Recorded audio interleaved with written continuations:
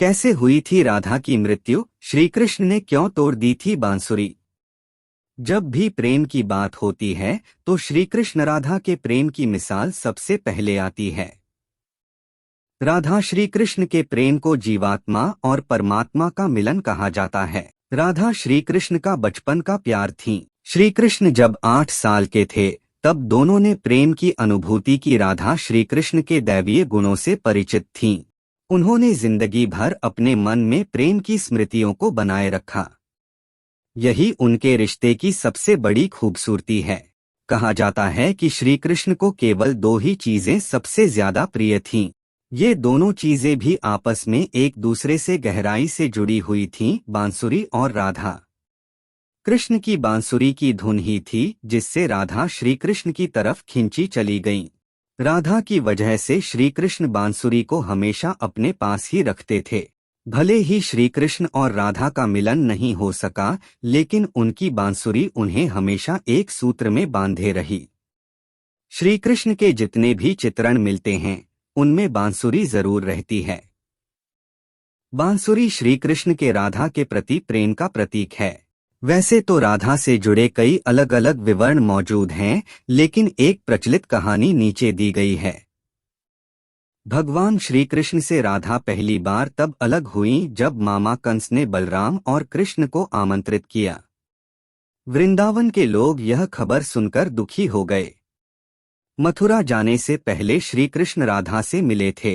राधा कृष्ण के मन में चल रही हर गतिविधि को जानती थीं। राधा को अलविदा कह कृष्ण उनसे दूर चले गए।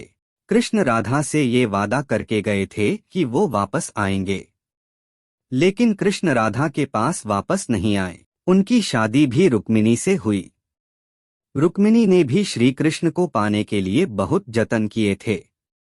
श्री कृष्ण से विवाह के लिए वह अपने भाई रुक्मी के खिलाफ चली गईं। राधा की तरह वह भी श्री कृष्ण से प्यार करती थीं।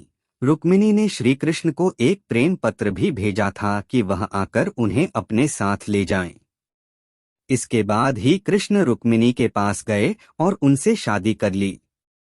कृष्ण के वृंदावन छोड़ने के बाद से ही राधा का वर्णन बहुत कम हो गया। राधा और कृष्ण जब आखिरी बार मिले थे तो राधा ने कृष्ण से कहा था कि भले ही वो उनसे दूर जा रहे हैं, लेकिन मन से कृष्ण हमेशा उनके साथ ही रहेंगे। इसके बाद कृष्ण मथुरा गए और कंस और बाकी राक्षसों को मारने का अपना काम पूरा किया। इसके बाद प्रजा की रक्षा के लिए कृष्ण द्वारका चले गए और द्वारकाधीश के नाम से लोकप्रिय हुए। जब कृष्ण वृंदावन से निकल गए तब राधा की जिंदगी ने अलग ही मोड़ ले लिया था। राधा की शादी एक यादव से हो गई। राधा ने अपने दाम्पत्य जीवन की सारी रस्में निभाईं और बूढ़ी हुईं, लेकिन उनका मन तब भी कृष्ण के लिए समर्पित था। राधा ने पत्नी के तौर पर अपने सारे कर्तव्य पूरे किए।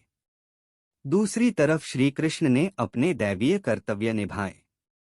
सारे कर्तव्यों से मुक्त होने के बाद राधा आखिरी बार अपने प्रियतम कृष्ण से मिलने गईं। जब वह द्वारका पहुंची तो उन्होंने कृष्ण के रुक्मिणी और सत्यभामा से विवाह के बारे में सुना, लेकिन वह दुखी नहीं हुई।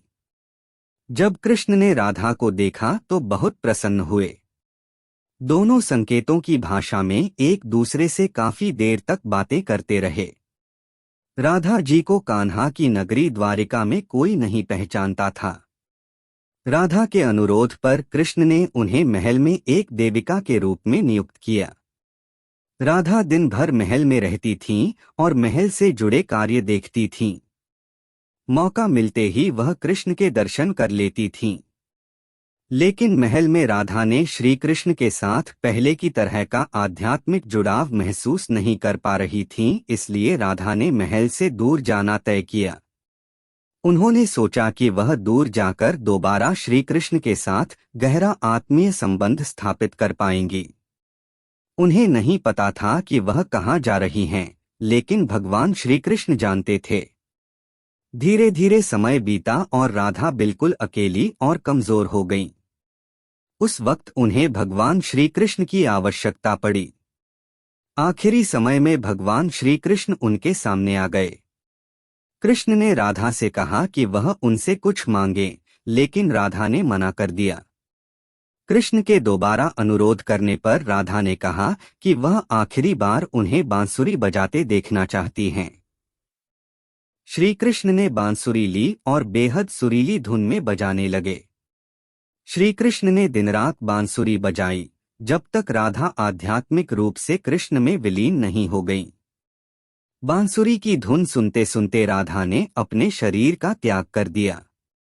हालांकि भगवान कृष्ण जानते थे कि उनका प्रेम अमर है, बावजूद वे राधा की मृत्यु को बर्दाश्त नहीं कर सके। कृष्ण ने प्रेम के प्रतीकात्मक अंत के रूप में बांसुरी तोड़कर झाड़ी में फेंक दी। उसके बाद से श्री कृष्ण ने जीवन भर बांसुरी या कोई अन्य वादक यंत्र नहीं बजाया। कहा जाता है कि जब द्वापर युग में नारायण ने श्री कृष्ण का जन्म लिया था, तब मां लक्ष्मी ने राधा रानी के रूप में जन्म लिया था, ताकि मृत्यु लोक में भी वे उनके साथ ही रहे। दोस्तों, आज हमने जाना कैसे हुई थी राधा की मृत्यु, श्री कृष्ण ने क्यों तोड़ दी थी बांसुरी का रहस्यमय परिप्रेक्ष्य। राधा कृष्ण की अद्वितीय प्रेम कहानी ने हमें एक नए दृष्टिकोण से जीवन की महत्वपूर्ण सीखें सिखाई हैं। इस उत्कृष्ट कहानी को सुनने के लिए धन्यवाद। अगर आपने अभी तक हमारे चैनल को सब्सक्राइब नहीं किया है, तो कृपया करके सब्सक्राइब करें और बेल आइकन दबाएं ताकि आप हमारी आने वाली रोचक वीडियोस से अपडेट रह सकें। धन्यवाद और मिलेंगे अगली वीडियो में। जय श्री कृष्ण। और याद रहे, अपने विचार हमसे साझा करना न भूलें। कमेंट सेक्शन में राधे कृष्णा जरूर लिखें।